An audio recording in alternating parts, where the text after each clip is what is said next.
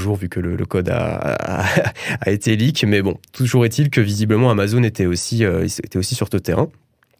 Maintenant, ce que le leak n'a pas contenu, en fait, parce que voilà, il y avait par rapport au mot de passe, hein, j'en ai parlé en introduction, hein, la fameuse peur à chaque fois qu'il y a ce type d'événement, est-ce que mes identifiants bancaires ont été diffusés, etc. Alors, bon, maintenant, à voir, mais la Twitch a confirmé quelques jours plus tard qu'apparemment les identifiants bancaires et tout n'ont pas été diffusés. Tous les utilisateurs, à ma connaissance, qui ont pu un minimum s'amuser à vérifier dans le leak n'ont pas non plus trouvé de traces de code bancaire. Donc j'imagine que de ce côté-là, on peut être assez tranquille, même si initialement tout le monde était un peu stressé, il faut changer son mot de passe et tout. Je pense que c'est toujours un bon réflexe à avoir dans ce type de situation, mais bon, visiblement c'est bon de ce côté-là. Et ce qu'il ne contenait pas non plus, alors là ça pareil, hein, moi ça m'amuse de suivre ces espèces de petites polémiques. Est-ce que vous avez entendu parler du fameux fichier Do Not Ban? Ça vous dit quelque chose ? Ça arrivé quelques jours après. En fait, c'est... Lionel non plus, non. C'est vraiment tout con, en fait. C'est un petit fichier texte, Do Not Ban, qui, en gros, contenait des critères d'exclusion de ban pour certains gros streamers. Donc, par exemple, je sais pas, genre le critère underage. Donc, voilà, il était ban pour cette personne en question, ou alors sexe, etc. J'ai plus trop les critères en tête. Et en fait, ça a ravivé une énième polémique. Twitch, c'est que des polémiques, hein. Mais ça a ravivé une énième polémique selon laquelle il y aurait certains streamers qui seraient favorisés par rapport à d'autres qui peuvent se permettre un peu plus. Sauf qu'au final, le Washington Post, ni plus ni moins, a débunké le truc en interrogeant, je crois que c'était Washington qui s'appelle. Ah non, toi j'ai un petit doute. Bon, en fait, il avait fait un résumé, pardon. Mais il avait fait un résumé, il avait notamment repris des témoignages de membres du staff Twitch qui s'étaient prononcés sur Twitter et qui expliquaient que c'était un vieux fichier qui datait de 5 ans, donc complètement hors sujet. Mais bon, voilà, c'était pour revenir brièvement dessus. Maintenant, ce que le leak a vraiment montré, il a déjà montré que parmi le top 100 des streamers, il y a seulement 3 femmes. Alors là, on serait tenté de se dire, mais il va en venir où, etc. Je vais en venir simplement au fait que, une énième polémique, encore une fois, qui revient régulièrement, c'est que, oui, mais les nanas qui se dévêtissent pour, amener les jeunes streamers en mode, regardez, mettez-moi des subs, etc. En fait, c'est un peu faux parce que, effectivement, il y en a, on peut pas le nier, mais c'est clairement pas représentatif des personnes qui gagnent le plus. Donc voilà, donc ça c'était intéressant. On peut remarquer aussi que effectivement certains streamers gagnent plusieurs millions, mais c'est débile à dire, mais en fait c'est que le chiffre d'affaires, c'est pas les bénéfices nets. Ça prend pas en compte les dépenses au niveau de la gestion de l'équipe, donc tout ce qui est graphiste, monteur, community manager, qui peuvent être souvent présents dans les grosses équipes qu'on peut notamment voir dans le top 100. Donc c'est un chiffre qui veut dire un peu tout et son contraire, même si c'est un indicateur.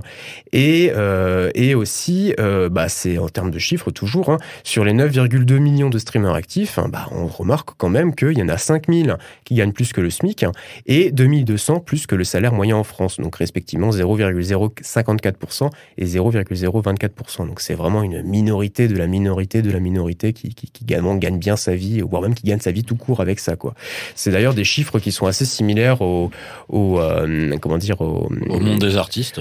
Au monde des artistes, on peut les mentionner notamment. Moi, j'avais le comparatif un peu avec les joueurs de haut niveau dans un domaine plus sportif, par exemple football, etc. C'est assez similaire.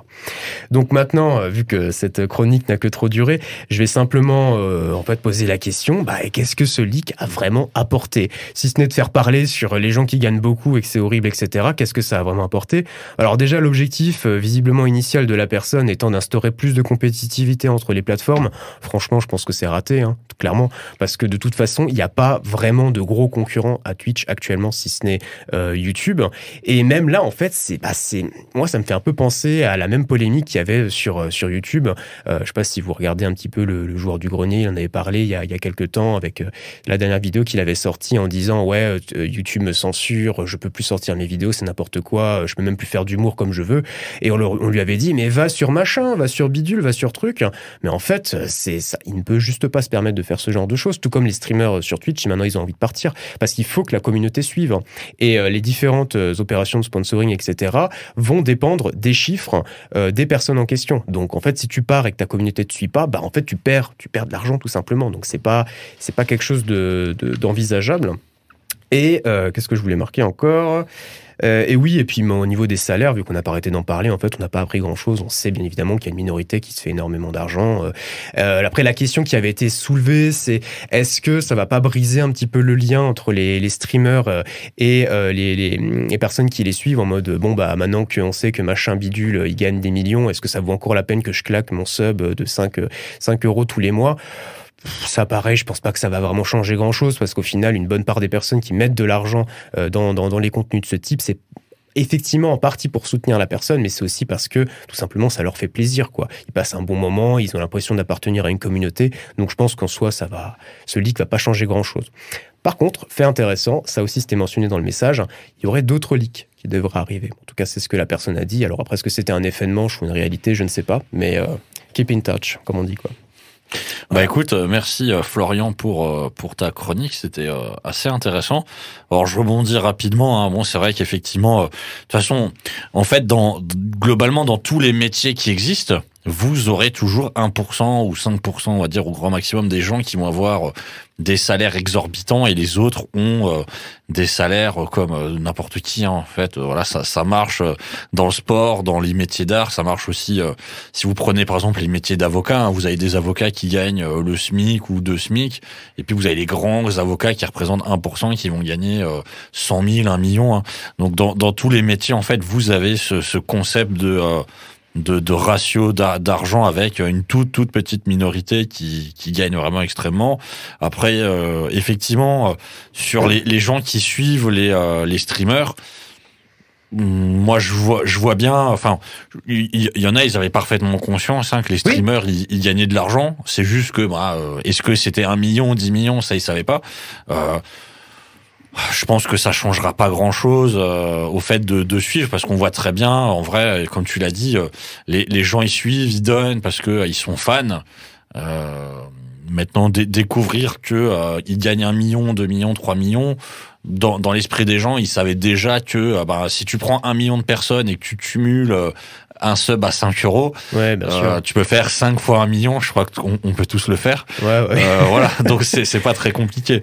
Et après, effectivement aussi sur ce que tu disais là par rapport à Anonymous 4chain, on va l'appeler comme ça, le 4chain anonyme, voilà, sa volonté de rendre le stream plus compétitif.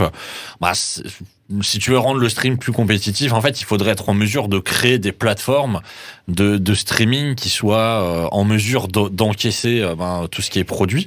Exactement. Comme le disait si bien John Dorian Gray, que vous appelez le joueur du grenier, que d'ailleurs j'ai une anecdote avec lui que je raconterai un jour.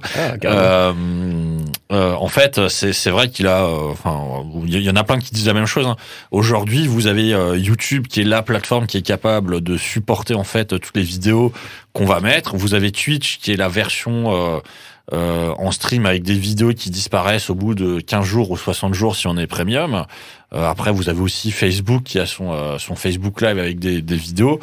Ce sont des Facebook, ça existe depuis de 21 décembre 2003, un truc comme ça. C'est le jour où Mark Zuckerberg, il a appuyé sur Enter et Facebook, machin. Ouais. YouTube, c'est 2005. Twitch, c'est l'un des anciens cofondateurs de YouTube qui a fait Twitch d'ailleurs en 2010. Hein.